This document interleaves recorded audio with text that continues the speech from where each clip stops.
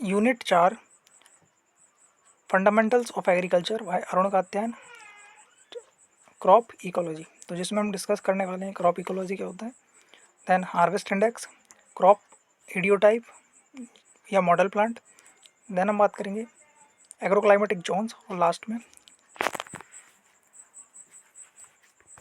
Agro ecological Jones के बारे में। तो सबसे पहले इकोलॉजी शब्द आइकोस शब्द से बनी है, इसका मतलब क्या होता है घर। और क्रॉप इकोलॉजी में क्या है, फसलों के ऊपर पर्यावरण के प्रभाव का अध्ययन किया जाता है। किसी स्थान विशेष की जलवायु को माइक्रो क्लाइमेट के नाम से जानते हैं।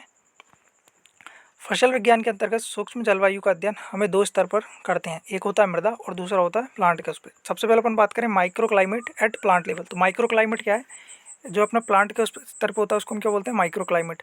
फसल के इर्द गिर्द तथा फलकों का अंदरूनी निचले भाग का वातावरण जिसे हम बाह्य जलवायु इको क्लाइमेट कहते हैं। जैसे पौधे की वृद्धि होती है, मृदा सतह का तापांतर भी कम होने लगता है। इको क्लाइमेट वहाँ के आसपास के वायुमंडल की अपेक्षा अधिक नम और ठंडा होता है, जो रोगाणुओं के फैलने के लिए हेतु अनुकूल होता है। पत्तियों का ताप सूर्य प्रकाश में वायुमंडलीय ताप से अधिक तथा रात्रि में कम हो सकता है।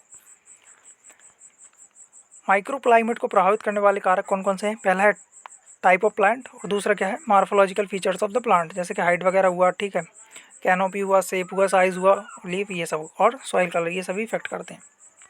अगर ज़्यादा ब्लैक कलर की सॉइल होगी तो वो क्या होगी, ज़्यादा रेडिएशंस को वो ऑब्जर्व करेगी और टेम्परेचर ज़्यादा होगा। देन हम बात करें micro climate at a soil level.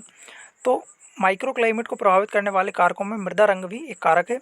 मृदा रंग सूर्य प्रकाश, ताप, आर्द्रता, CO2 और ऑक्सीजन के अनुपात, स्तर, वायु वेग तथा जीवों को प्रभावित करता है। मृदा रंग के कारण ही आपतित किरणों का कुछ भाग परावर्तित हो जाता है। आपतित विकिरणों का वह प्रतिशत भाग जो परावर्तित हो जाता है उसे एल्बिडो बोलते हैं। तो एल्बिडो कैसे बोलते हैं, जैसे कि ये अपना एक पर्टिकुलर सरफेस है, ठीक है, तो जितनी रेडिएशंस ये अपना यहाँ पे मान लेते हैं ये सन है, यहाँ से डायरेक्ट जितनी रेडिएशन आ रही है उसको क्या बोल देंगे हम, डायरेक्ट रेडिएशंस। और कुछ अपने बादलों में क्या होता है, क्लाउड वगैरह होता है, कुछ पार्टिकल्स वगैरह होता है, तो कौन इसके द्वारा टकरा के स्कैटर्ड होकर ये आ जाती है, तो इसको बोलते हैं डिफ्यूज रेडिएशन, डायरेक्ट रेडिएशन और डिफ्यूज रेडिएशन। ये जो टोटल आ रही है इसको हम क्या बोलते हैं, ग्लोबल रेडिएशन बोलते हैं, GR। जब इस रेडिएशन में से कुछ रेडिएशन क्या होती है, बिना किसी चेंज के वापस लौट जाती है, उसको हम क्या बोलते हैं, एल्बिडो रेडिएशन या बोलते हैं, या रिफ्लेक्टेड रेडिएशन कहते हैं, ठीक है। तो एल्बिडो जो अपना आइस रहता है उसके लिए बहुत ज़्यादा होती है, ठीक है। एल्बिडो को प्रभावित करने वाले कारकों में पादप साधना, प्लांट कवर, मृदा प्रकार, मृदा नमी तथा मृदा में उपस्थित कार्बनिक पदार्थ उल्लेखनीय है। किन्हीं दो मृदा सतह पर आपतित विकिरणों के समान होने के बावजूद भी एल्बिडो में अंतर हो सकता है। एल्बिडो में अंतर होने से विभिन्न तापीय क्षेत्र थर्मल वहाँ उत्पन्न होते हैं। इसका उत्तम उदाहरण है मल्च है। मृदा सतह का मल्च आपतित विकिरणों का अधिकांश भाग अवशोषित कर मृदा को शीतलता प्रदान करता है, जबकि स्वयं गर्म हो जाता है। इस प्रक्रिया के विपरीत रात्रि में होता है। देन हम बात करें शुष्क मिट्टी की अपेक्षा नम मिट्टी विकिरणों को अधिक अवशोषित करती है, जिसका अधिकांश भाग मृदा जल के वाष्पीकरण में प्रयुक्त होता है। तो जो अपनी मिट्टी में पानी ज़्यादा होगा वो जितनी उतनी ज़्यादा सोलर रेडिएशन को ऑब्जर्व करेगी, और उसके कारण क्या होगा, उसमें पानी क्या होगा, वाष्पीकृत होता चला जाएगा, जिसके कारण जलयुक्त मिट्टी देर से गर्म या ठंडी होती है। जल की अपेक्षा मिट्टी 5 गुना जल्दी से गर्म या ठंडी होती है, क्योंकि मिट्टी की विशिष्ट गुरुत्व 0.2 होता है, जबकि जल का कितना होता है, स्पेसिफिक ग्रेविटी उसकी 1 होती है। तो स्पेसिफिक ग्रेविटी मिट्टी की कितनी है, 0.2, जिसके कारण वह जल की अपेक्षा 5 गुना जल्दी गर्म होता है और जल्दी ही ठंडा होता है। इसी कारण जो अपनी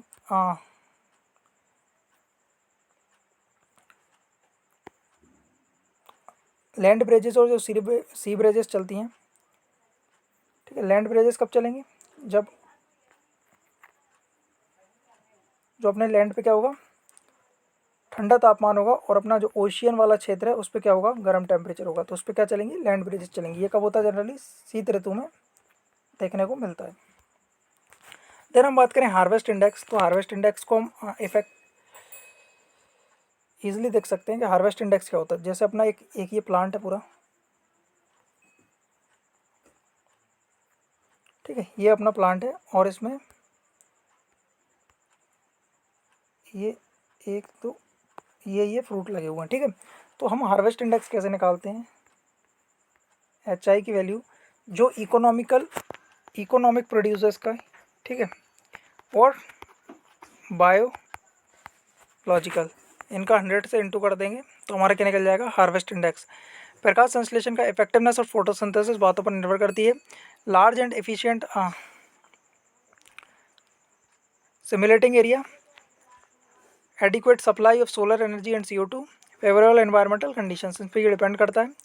अपन हार्वेस्ट इंडेक्स कैसे निकालेंगे, इकोनॉमिक यील्ड को अपन बायोलॉजिकल यील्ड से डिवाइड कर देंगे। तो इकोनॉमिक यील्ड में क्या होता है, जो अपन जिसकी कोई वैल्यू होती है मार्केटेबल वैल्यू, तो जिसमें अपना आ जाएगा ग्रेन, और बायोलॉजिकल वैल्यू मतलब कि जो टोटल यूज में जितना बायोलॉजिकल तौर पर उसने प्लांट ने प्रोड्यूस किया, रूट वगैरह हुई, ठीक है, स्ट्रॉ हुआ, ग्रेन वगैरह, ये सब इसमें आ जाएंगे बायोलॉजिकल यील्ड में। इसको 100 से इंटू कर देंगे तो अपना क्या निकल जाएगा, हार्वेस्ट इंडेक्स निकल जाएगा। हार्वेस्ट इंडेक्स को हम इस तरह से भी देख सकते हैं, सिंक अपॉन सोर्स इंटू 100। तो हार्वेस्ट इंडेक्स जो अपना पिजन पी अरहर, इसका सबसे कम है 19% हार्वेस्ट इंडेक्स है ओनली।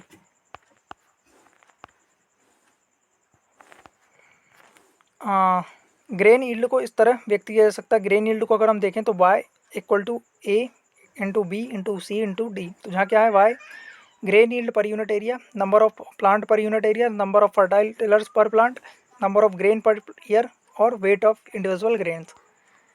दाने का अधिकांश शुष्क,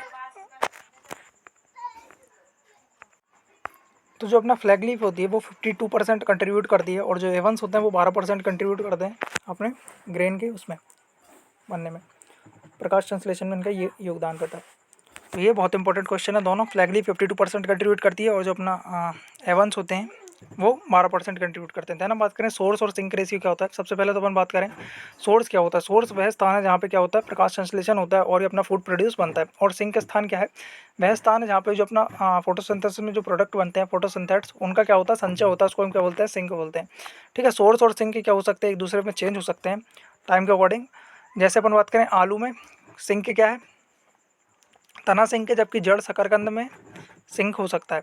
अधिक HI के लिए जरूरी है कि सिंक का विकास अच्छा हो, लेकिन सिंक का विकास मुख्यतः 3 बातों पर निर्भर करता है। एक तो सोर्स अच्छा होगा तभी सिंक अच्छा होगा, प्रकाश संश्लेषित पदार्थों का विभाजन, एकत्रित ऐसे पदार्थों का स्थानांतरण, ट्रांसलोकेशन ऑफ एसिमिलेट्स। अच्छा स्रोत होने के बावजूद भी अगर संश्लेषित पदार्थों का बंटवारा और सिंक तक स्थानांतरण ठीक ना हो, तब सिंक का विकास अच्छा नहीं होता और इस प्रकार HI निम्न होता है। इसीलिए सिंक सोर्स अनुपात अधिक होने के लिए यह जरूरी है कि स्रोत अच्छा होना चाहिए, संश्लेषित पदार्थों का बंटवारा पूर्ण विकसित हो, संश्लेषित पदार्थों का स्थानांतरण ठीक हो, और अंततः सिंक के रूप में स्थानांतरित संश्लेषित पदार्थ फोटोसिंथेट्स को जमा होना चाहिए। तो ये एक उसका संचय स्रोत संबंध है, संचायक स्रोत संबंध। स्रोत से सिंक का निर्माण होना एक उत्क्रमणीय प्रक्रिया है। पुष्पक्रम के प्रकट होते ही पत्तियां तथा पुष्पक्रमों के बीच संश्लेषित पदार्थ हेतु प्रतियोगिता शुरू हो जाती है, और जब बीज बनना शुरू होता है तब संश्लेषित पदार्थों का अधिकांश भाग दाने की ओर अग्रसर होने लगता है। यह आंतरिक प्रतियोगिता पौधों के बीच प्रतियोगिता बढ़ने ने अथवा प्लांट पॉपुलेशन के बढ़ने पर और अधिक स्पष्ट हो जाती है। तो ये इस तरह से अपना यील्ड का वो है, बायोलॉजिकल यील्ड, ग्रेन यील्ड और कॉटन की इनका इफेक्ट है। देन हम बात करें इडियोटाइप क्या होता है। तो प्रत्येक फसल की उपज पौधों के प्रारूप, जलवायु की दिशा, मृदा किस्म एवं प्रबंधकीय कारकों से प्रभावित होती है।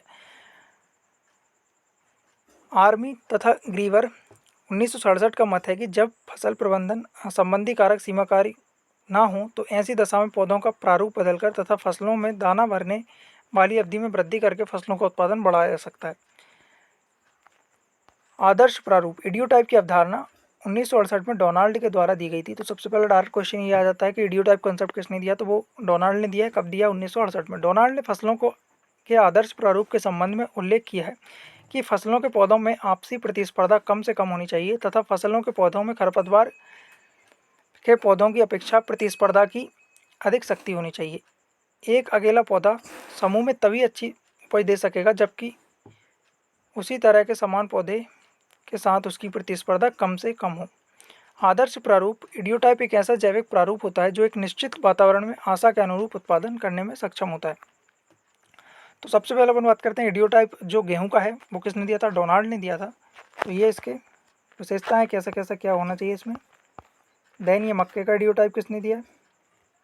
एंडरसन ने, ये आपको याद रखना है। देन चने का दिया पांडे एंड सक्सेना ने।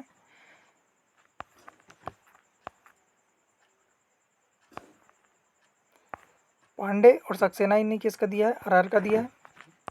देन रेनफेड अपलैंड राइस के लिए क्या है?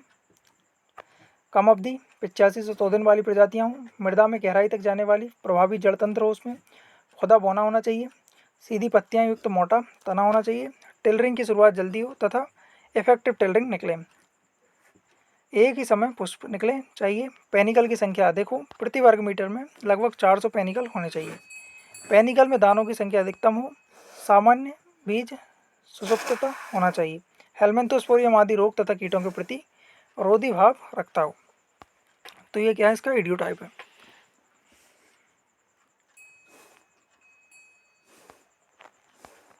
देन हम बात करेंगे एग्रोक्लाइमेटिक रीजनल प्लानिंग के बारे में, जिससे डायरेक्ट क्वेश्चन पूछ लिया जाता है। कृषि जलवायु क्षेत्रीय योजना भारत में सर्वप्रथम 1988 ई में योजना आयोग के द्वारा आई। तो जो प्लानिंग कमीशन था उसने 1988 में एग्रोक्लाइमेटिक जोन बनाए।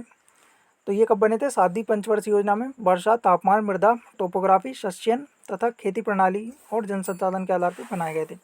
एग्रोक्लाइमेटिक जोन क्या होता है? सबसे पहले तो अपन को ये पता होना चाहिए। Agroclimatic zone is a land unit in the terms of major climate suitable for the certain range of the crops and cultivars. तो एक एग्रोक्लाइमेटिक जोन ऐसा एक क्षेत्र है जहाँ पे कुछ विशिष्ट अपना उसकी जलवायु होगी और वहाँ पे कुछ अपनी जो क्रॉप्स हैं उनको कल्टीवेट अच्छे से किया जा सकता है।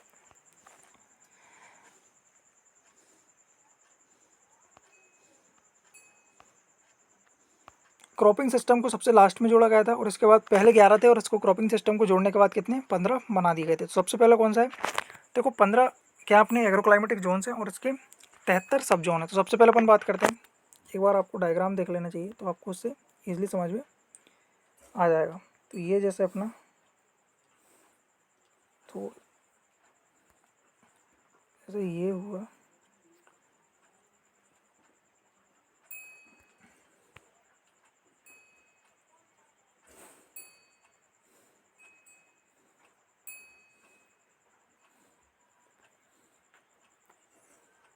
इस तरह का कुछ अपना इंडिया है।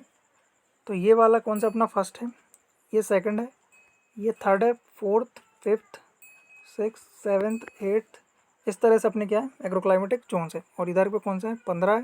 ये गुजरात वाला 13वें में जाता है और ये यहाँ पे जो राजस्थान वाला क्षेत्र है ये 14वें नंबर पे आता है।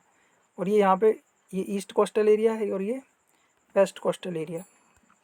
तो इस तरह से ये अपने पूरे हैं। सबसे पहले अपन बात करते हैं पश्चिम हिमालय। तो जो वेस्ट हिमालयन क्षेत्र है इसमें क्या होता है?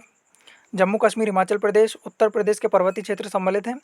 वार्षिक वर्षा करीब 1650 से लेकर 2000 mm के करीब होती है। इसमें प्रमुख फसलें कौन कौन सी? अपनी गेहूं, मक्का, धान तथा आलू हैं।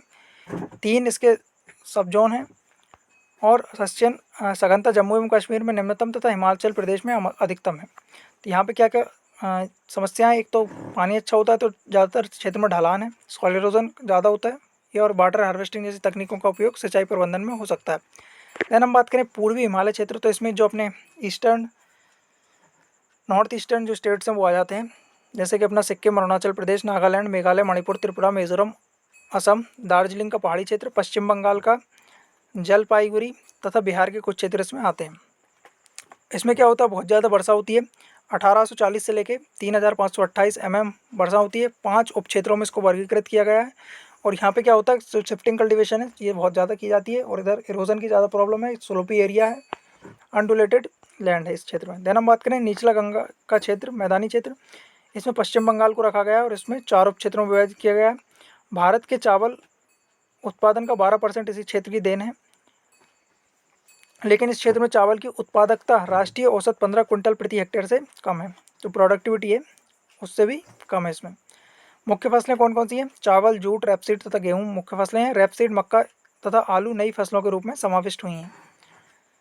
वर्षा कितनी हो रही है? 1302 से लेकर 1607 मिलीमीटर के करीब इसमें वर्षा होती है।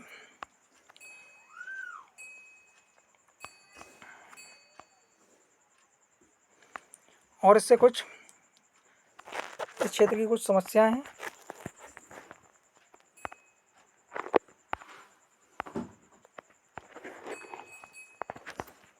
जो कि अपना हाई यील्डिंग वैरायटीज़ का कम प्रयोग करते हैं। कृषि प्रसार कार्य ज़्यादा नहीं है। इनपुट्स की अपर्याप्त सप्लाई है। स्थानीय प्रजातियों का प्रयोग किया जाता है जनरली।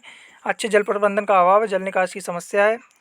भू तथा जल संरक्षण की समस्या है। अशिक्षित एवं गरीब किसान है। विद्युत सप्लाई का अभाव है। तो ये क्षेत्र की समस्या है। देन हम बात करेंगे मिडिल गंगाटिक जोन के बारे में। मध्य गंगा का मैदानी क्षेत्र, इसमें उत्तर प्रदेश का पूर्वी क्षेत्र तथा बिहार के मैदानी भाग आ जाते हैं। कुल फसली क्षेत्र का 40% सिंचित है। फसल सघनता 142% है और चावल की निम्न उत्पादकता होती है इस क्षेत्र में। देन अपन बात करेंगे ऊपरी गंगा का मैदानी भाग। ऊपर उत्तर प्रदेश का शेष क्षेत्र इसके अंतर्गत आता है। ये अपर गंगाटिक जोन है। तो ऊपरी जो उत्तर प्रदेश का क्षेत्र इसमें आता है, इसके 3 उप क्षेत्र हैं। इसमें जलवायु कैसी है? शुष्क, उपाद्र से अर्ध शुष्क तथा मिट्टी दोमट किस्म की होती है। वार्षिक वर्षा 721 से लेकर 997 मिलीमीटर तक होती है और सिंचाई नहर तथा ट्यूबवेल के द्वारा की जाती है। देन हम बात करेंगे ट्रांस गंगाटिक जोन्स। इसमें क्या होता है? सबसे ज़्यादा नेट सोन एरिया है, सबसे ज़्यादा संचित एरिया है, सबसे ज़्यादा क्रॉपिंग इंटेंसिटी इसी में। इसमें जो अपने कौन कौन से पंजाब, हरियाणा, दिल्ली, शिवालिक क्षेत्र, श्री गंगानगर मैदानी भागों का अर्ध शुष्क क्षेत्र इसके अंतर्गत आ जाता है तथा थार का शुष्क क्षेत्र रखा गया इसके अंतर्गत। देन हम बात करेंगे पूर्वी पठारी और पहाड़ी क्षेत्र। तो बैनगंगा मध्य प्रदेश के पूर्वी पठारी क्षेत्र, उड़ीसा छोटा नागपुर पठार, पश्चिम बंगाल का पहाड़ी क्षेत्र तथा छत्तीसगढ़ इसके अंतर्गत आते हैं। 5 उपक्षेत्रों में बांटा गया है। वर्षा की तीव्रता 1271 से लेकर 1436 मिलीमीटर वर्षा होती है। प्रमुख फसलें कौन कौन सी? धान, गेहूँ, मक्का, रागी, ये इसकी प्रमुख फसलें हैं और हॉर्टिकल्चर से संबंधित योजना भी अच्छे से चल रही है। तालाब और ट्यूबवेल्स के द्वारा इरीगेशन होता है। उबड़ खाबड़ भूमि और कम गहराई वाली मृदा इधर पाई जाती है। देन हम बात करेंगे मध्य पठारी और पहाड़ी क्षेत्र। मध्य प्रदेश, उत्तर प्रदेश तथा राजस्थान के कई जिले इसमें आते हैं। इसे 14 उपक्षेत्रों में विभक्त किया गया है। वर्षा की तीव्रता 400 से लेकर 1550 मिलीमीटर होती है और मुख्य फसलें हैं गेहूँ, चना, ज्वार तथा धान है। 75% क्षेत्र वर्षा अभाव रेन अफेक्टेड है। इसमें watershed management, crop diversification, reclamation of ravine areas, other programmes वगैरह चलाए जा रहे हैं।